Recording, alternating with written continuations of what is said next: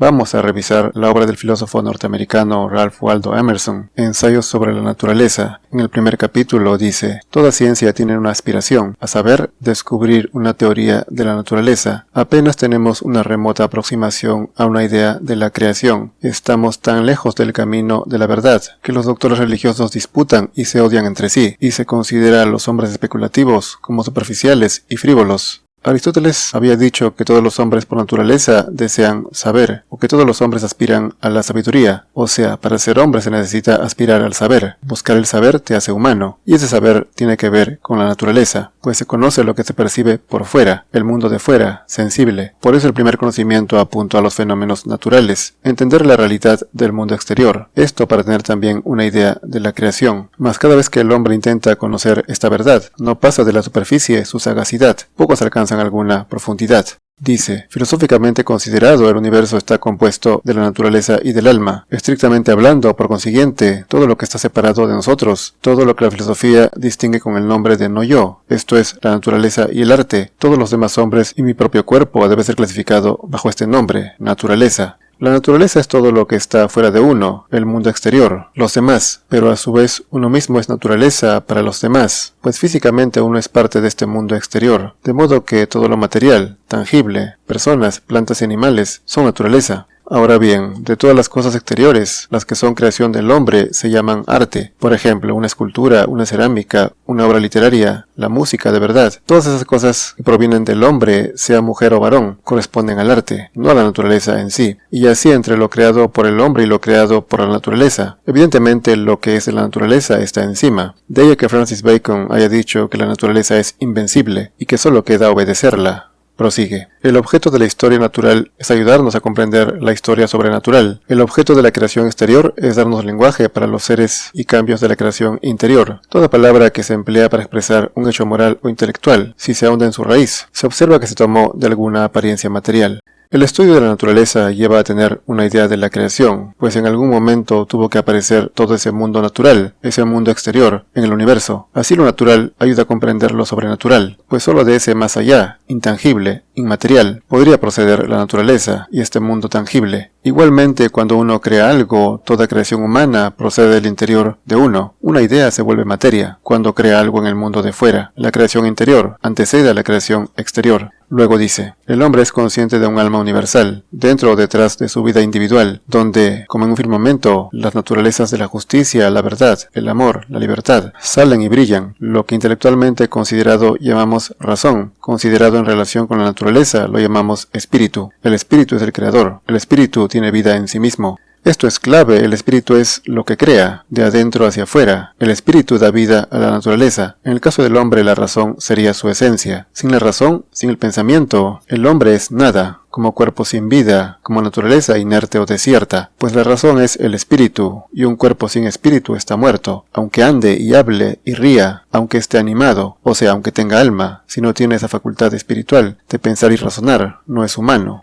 Sigue. El poder de un hombre para relacionar su pensamiento con su propio símbolo y emplearle así depende de la sencillez de su carácter, esto es, de su amor a la verdad y su deseo de comunicarla íntegra. La corrupción del hombre va seguida de la corrupción del lenguaje. Cuando la sencillez del carácter y la soberanía de las ideas se destruyen por el predominio de los deseos secundarios, el deseo de riqueza, el deseo de placer, el deseo de poder, el deseo de fama, y la doblez y la falsedad ocupan el puesto de la sencillez y de la verdad. El poder sobre la naturaleza como intérprete de la voluntad se pierde en último grado. Esto implica también la pérdida de la conciencia. Esta perdición empieza cuando uno se aleja de la sencillez, cuando no se contenta con lo sencillo, con lo pequeño, que es lo necesario, y empieza a buscar otras cosas, innecesarias pero agradables, confortables, provechosas, dinero y fama sobre todo, poder. Se engaña creyéndose feliz con esas cosas, y por eso en la medida en que uno ame la verdad, se salvará de caer en esa ilusión en la que vive la inmensa mayoría. Luego dice: las partes del discurso son metáforas, porque toda la naturaleza es una metáfora del espíritu humano. Las leyes de la naturaleza moral responden a las de la materia, como el rostro al rostro en un espejo. El mundo visible y la relación de sus partes es el cuadrante del invisible. Como decíamos, el exterior refleja el interior en todo, en una persona. Lo que hace por fuera depende de lo que tiene dentro. Si tiene conciencia, si tiene espíritu, actuará con responsabilidad y coherencia. Si no lo tiene, actuará como se le antoje, sin considerar al resto de seres, personas, plantas y animales, que conforman la naturaleza. De manera que el espíritu que está en el interior tiene efecto en la materia que está en el exterior, mediante las acciones. La ausencia del espíritu, o mejor dicho, la corrupción del espíritu, implica la destrucción de la materia, el gasto o consumo inútil de las creaciones naturales, solo por gusto o capricho humano.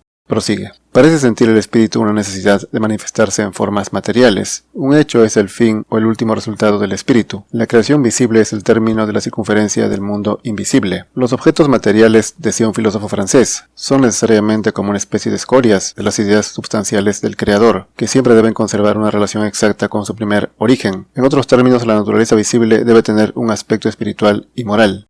Todo espíritu se manifiesta en el mundo exterior, se refleja en él, y obviamente el reflejo nunca será perfecto. Si así fuera, el hombre podría comprenderlo en su totalidad, pero no puede por mucho que se esfuerce, solo puede acercarse a esa idea, por más que le haya sido hecho a imagen y semejanza de ella. La imagen no se muestra perfecta ni diáfana, sino borrosa. Dice, las palabras son órganos finitos del espíritu infinito, no pueden cubrir las dimensiones de lo que reside en la verdad, la rompen, la cortan y la empobrecen. Una acción es la perfección y la publicación de pensamiento, una recta acción parece llenar la vista y está relacionada con toda la naturaleza. El hombre sabio al hacer una cosa la hace toda, o en una cosa que hace rectamente ve la semejanza de todo lo que se hace rectamente. Las palabras siempre serán limitadas o insuficientes para comunicar la verdad. Algunos filósofos han tratado de crear palabras para explicarla, pero no han podido. En ese sentido, nunca se podrá decir la verdad mediante palabras. La verdad no podrá ser dicha, al menos en esta dimensión humana, pero uno puede acercarse a ella, y cuanto más cerca, más sabio. Pero las palabras es lo menos útil para esta ascensión, que, como dice, suelen desfigurar la verdad, la empobrecen, en lugar de esclarecerla. Todo reside en la acción. La recta acción es el medio más apropiado para conocerla y la más asequible para la mayoría. Prosigue. El hombre sensual conforma los pensamientos a las cosas. El poeta conforma las cosas a sus pensamientos. Uno considera la naturaleza como arraigada y ligada, el otro como fluida e imprime su ser en ella. El hombre sensual necesita de las cosas exteriores para sentirse feliz. Mediante los sentidos estas cosas le dan satisfacción, de modo que sus pensamientos se orientan a ellas, a conseguirlas, y por eso sus metas en la vida son materialistas, fama, dinero. El poeta en cambio acomoda las cosas de fuera a lo que tiene adentro, y como interiormente tiene contenido, no necesita mucho del mundo exterior. Luego en el capítulo del idealismo dice, la ética y la religión difieren en esto, en que la una es el sistema de los deberes humanos, comenzando por el hombre, y la otra el sistema de los deberes humanos, comenzando por Dios. La religión implica la personalidad de Dios, la ética no. Ambas apuntan al deber, que finalmente resultan siendo una obligación para la mayor parte de hombres, que por más que comprendan que está bien actuar de tal manera, no sienten placer al obrar como debe ser. Dijo el Estagirita que nadie es bueno si no se complace en las buenas acciones, como tampoco nadie es justo si no se complace en la realización de acciones justas. De este modo uno podría ser muy ético, pero no necesariamente bueno, o incluso muy religioso si dona al menesteroso, pero si no lo hace con placer, sino con obligación, no sería buena persona, aunque finalmente lo que importa es la acción, y aunque no parezca virtuoso por dentro, por fuera lo está pareciendo. De ahí a que muchos hayan dicho que lo más importante es la apariencia, puesto que es lo único o lo primero que los demás ven. Y precisamente para eso sirve la ética, para empujar al hombre al bien mediante las acciones, aunque no lo sienta, o en todo caso alejarlo en primer lugar de las malas acciones, pero sobre todo de la mediocridad moral, pues la mayoría no es ni buena ni mala, sino que está en el medio. Un objeto similar tiene la religión, solo que ésta pretende ser superior, puesto que se llena la boca hablando de Dios, buscando así persuadir más rápidamente, más contundentemente, ciegamente.